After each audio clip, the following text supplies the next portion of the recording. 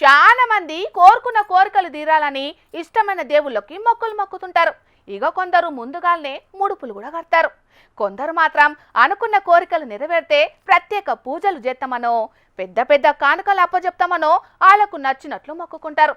అట్లనే గీడొకలు కొండగట్టు అంజన్న స్వామిని ఎసంటి కోరిక కోరిండ్రో చూడుండ్రి.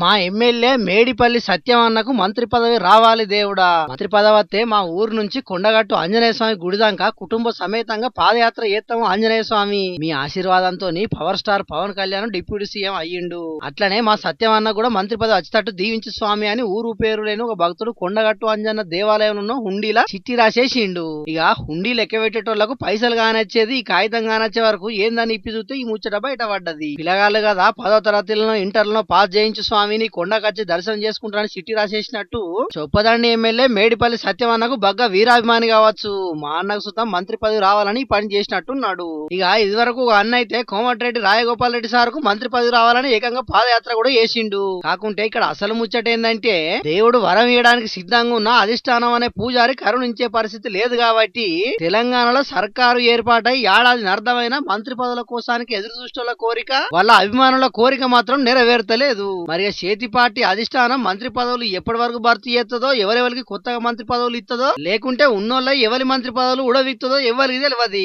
కానీ అభిమానులు మాత్రం ఇట్లా ఏదో ఒకటి చేసి లీడర్ల కంట్ల పడాలని చూస్తుంటారు. ఏం చేస్తాం, ఎవరి బాధలు వాళ్ళే మరి.